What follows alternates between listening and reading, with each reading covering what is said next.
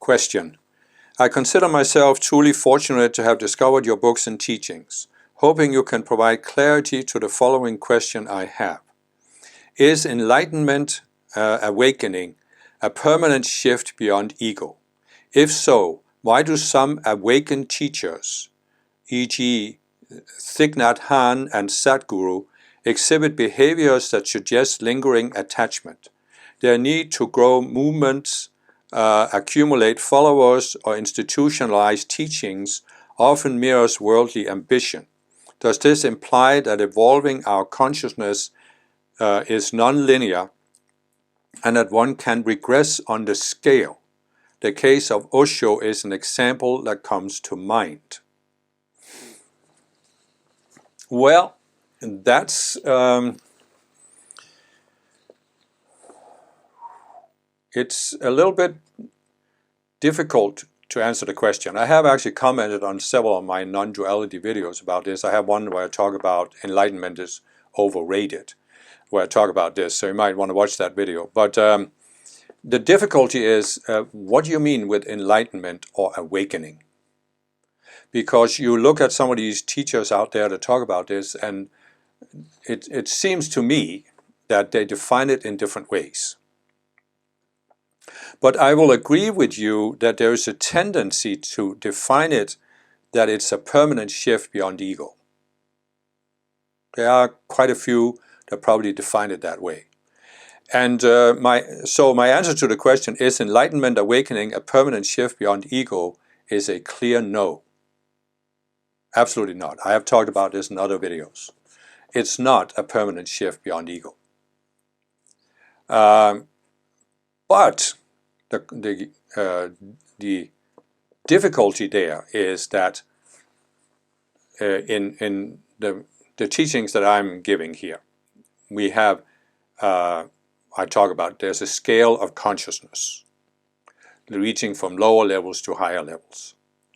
And at the lower levels, we are in what I call duality and separation. We're in a state of consciousness where we see ourselves as separate beings.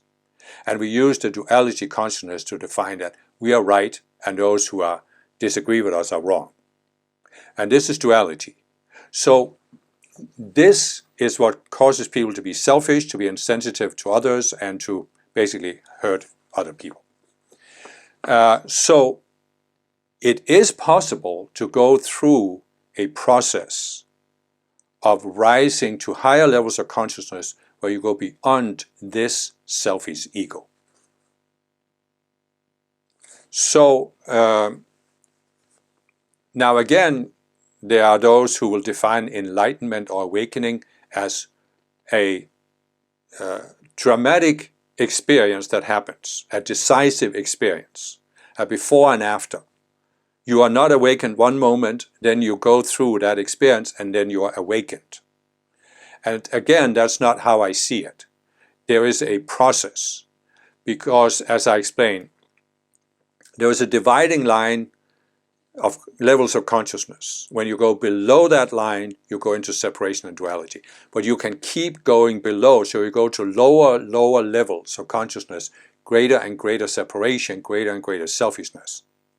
And in order to climb back up from that, you have to, for each step you took down, you have to constantly take a step up. So it's a process. Now obviously, people could have gone through that process in past lifetimes, so that in this lifetime they might at a certain age have this awakening experience, and it feels like a very dramatic shift, because now they are beyond the selfish ego. But they are not beyond all ego, and I've explained this several times, that in order to even take embodiment on earth, in order to even hold on to a physical body, you have to create what I call these subconscious selves. And it's a focus on self. And if you don't have that, you can't hold on to a physical body.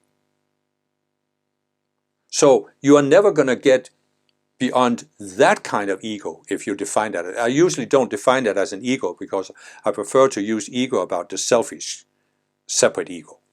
And the other is just selves. But you're not going to go beyond that as long as you're in embodiment. So you're always going to have some, you might say, personality traits, individuality.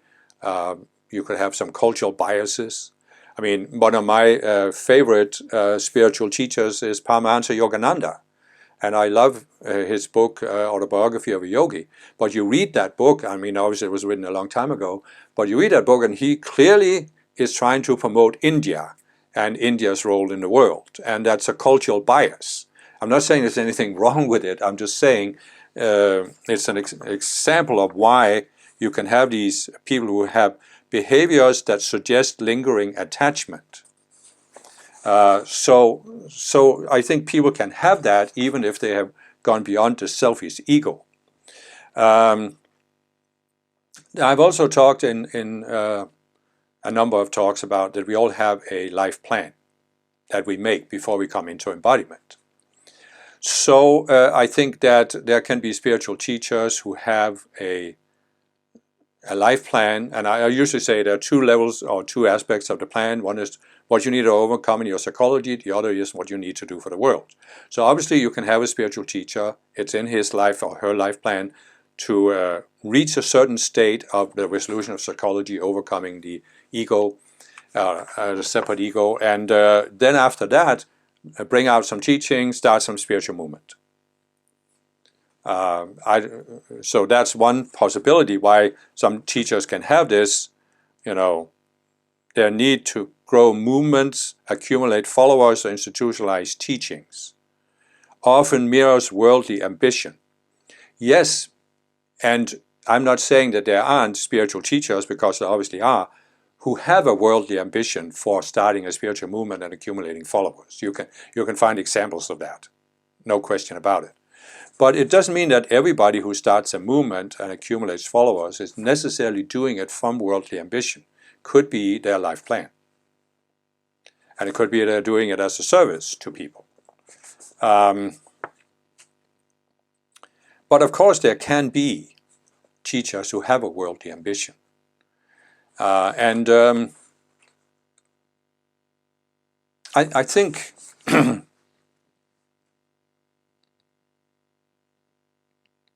well, rather than talking about other teachers, let me talk about myself. I have since 2002 been working with the Ascended Masters. I have published a lot of teachings on websites and books, and I'm doing these YouTube videos. Am I driven by a worldly ambition? And you can say, if I am, how would I know? Because if I'd seen it, I would have overcome that separate self. I would have done everything I could to get rid of it. But what I do feel is that before I started this mission, I saw the worldly ambition that had driven me on the spiritual path up until that point. And I worked to overcome that. So I feel I started it without that worldly ambition, but of course I still had a desire for years to have a best-selling book, to bring forth the teachings, so that more and more people would hear about Ascended Masters. So I can see that even though I was working with the Ascended Masters, and even though I was working on my psychology and raising my consciousness, there was still some lingering selves and personal intentions, desires that it took me a while to overcome.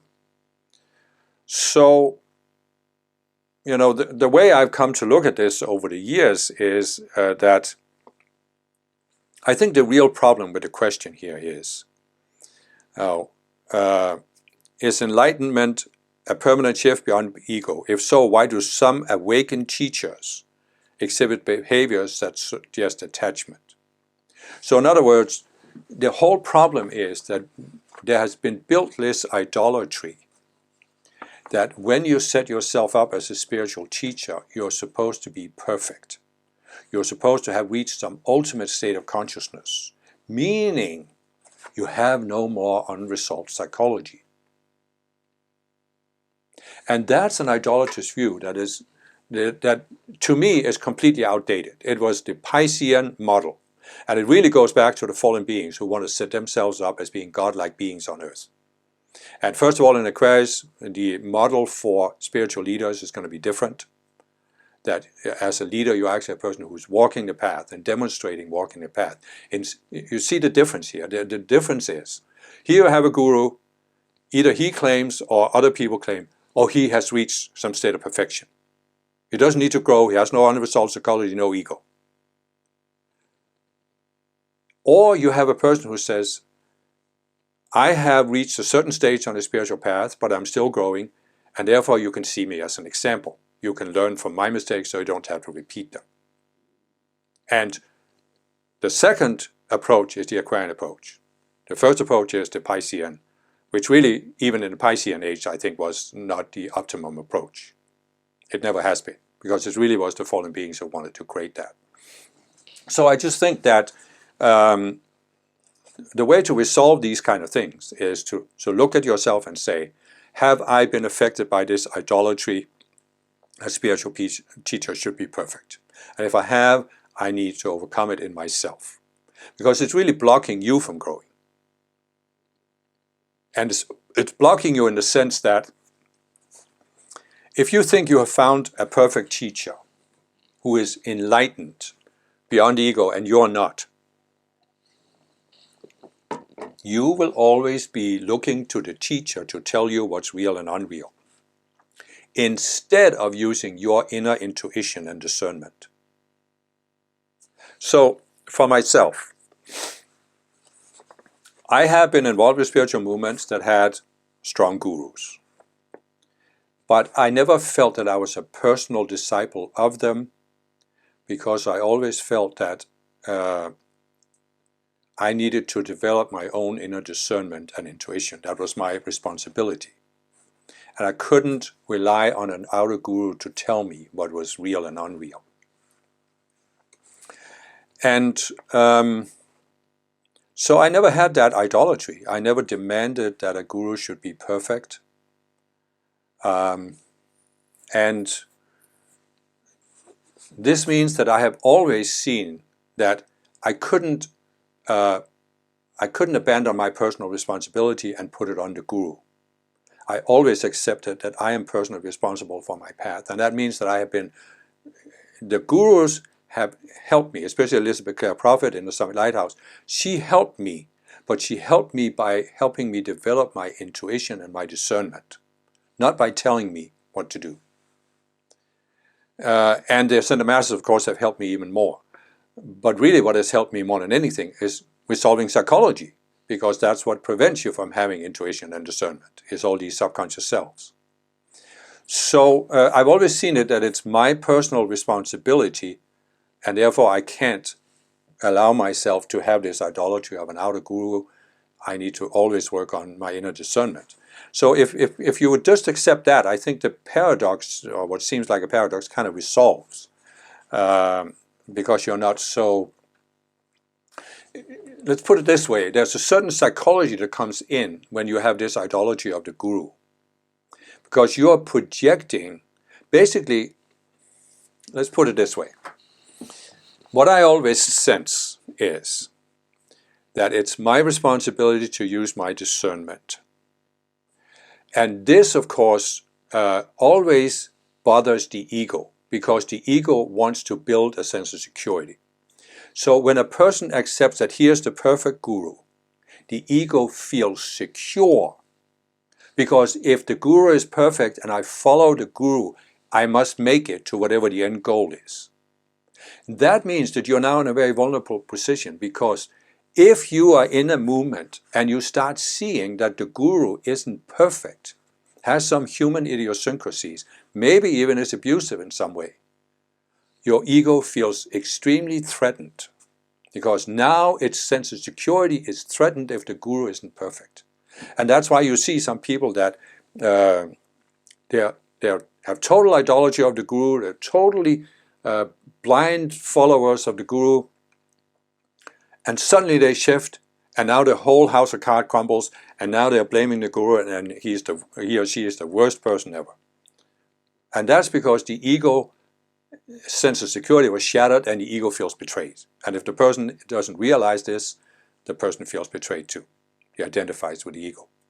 And that's just, you know, a very unfortunate situation to put yourself in. And if you've been in it, you need to be honest and admit that it was your ego, your subconscious self that put you in that bind. And you need to look at the subconscious self and resolve it to get yourself out of it again. And you can only do that by taking responsibility for yourself. Now, does this imply that evolving our consciousness is non-linear and that one can regress on the scale? Well, I'm not sure exactly what the person means here, because if evolving our consciousness is non-linear, one can't regress on the scale, because if it's non-linear, there isn't a scale, right? But the way I present it is that there are 144 possible levels of consciousness on Earth. And if we follow the spiritual path, we gradually rise up towards the 144th level, and at that level we can ascend. We don't have to come back into embodiment. And I generally talk about, you know, once you're on the path, you log into the path, you keep going up. But of course, free will is there at every level. So yes, you can regress. Of course you can regress. And basically you can say that at every level of consciousness, there's a certain illusion you have to give up. And if you're not willing to give it up, you're going to either stand still there for a while, or you can potentially regress. I've also talked about how there's a dividing line at the 96th level of consciousness, where you're really supposed to overcome your focus on self.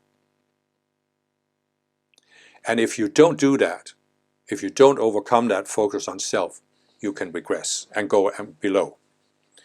And honestly, I think there are many examples of people who have done this, because they come to a point where there's something they're not willing to give up. And it's something that gives them a sense that they're special. It's usually that. I'm not saying it's only that, but a big deal is you climb to the 96th level and you feel special compared to most people in the world who are not spiritual, because you built this spiritual sense of self. And you don't want to give up that sense of being special.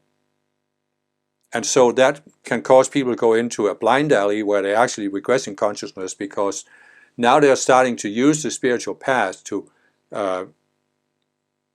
enforce or reinforce that sense of being special compared to others. And they can use the spiritual teaching to do that. And obviously you see people, and you can see them if you watch these YouTube videos, you can quickly learn to see that here are some people who have set themselves up as gurus. They have claimed to be enlightened or awakened. They have accumulated followers. They've started a movement. But they're still driven by this desire to portray themselves as being special compared to others. And this can cause people, of course, to deteriorate, go down, start having abusive behavior, because when people start questioning them or pointing out that they have some human idiosyncrasies, they become, you know, they try to suppress that. And there are, of course, also gurus out there, and I think this is another thing that needs to come into the picture. I mean, there are people out there who have set themselves up as spiritual teachers, even though they were not above the selfishness. They were still below the 48th level of consciousness. They were still very much trapped in that selfish ego, but they still, for some reason, they saw that they could use the spiritual teaching and people's naivete to set themselves up as a guru and gain followers and fame and feel special or money or whatever they wanted. So of course they are what you can call false gurus. So what I'm saying is they are well-meaning gurus, but they are deliberately false gurus who have set themselves up and made this claim to be enlightened. And some of these gurus, you know, they can be fallen beings who have a very, very long time to develop certain abilities to manipulate people's minds. And so that means that they are good at portraying themselves as having these special abilities, and they are very good at giving people this sense that if I surrender to the guru, if I pledge my allegiance to the guru, then he will take me. So in other words, they're very good at playing on these people who haven't taken responsibility for their path and promising them that you just give your responsibility to me and I'll take you. And that is the illusion that I have never believed. That's why I never surrendered to a guru, because I never believed that a guru could take me to a higher level of consciousness. It's my responsibility to get there by using my intuition and my discernment and resolving my psychology. And so, you know, so certainly there are some gurus out there that are making these false promises. And in order, of course, to make people believe in the false promise, they also have to claim that they are enlightened or awakened, that they have reached some ultimate state of consciousness. Because otherwise, people aren't going to believe that they have the ability to take them to heaven or enlightenment or salvation or whatever it is. It's like, you know, in order to get people to surrender to you, you have to make a bold claim. And but what I have seen in some of these gurus, you know, is again this 2,000 years ago Jesus said, "On their fruits ye shall know them." So you can look at these people and their movements and how they have often deteriorated into very clearly abusive behavior that cause people to really have various psychological problems, lose all their money. It ended up in various disasters where the movement fell apart, and you know, you just need to look at this and say, is this the behavior of an enlightened being? And if it isn't, you need to then say, what was it in me that caused me to believe in this person's claim, and how can I use the situation to grow? You can grow by looking at these subconscious selves you have. Once you overcome them, you will have made really important progress on the path, because now you have reclaimed your responsibility and you have sharpened your discernment. And that is really the key to spiritual growth. And no guru can do this for you. It must come from within.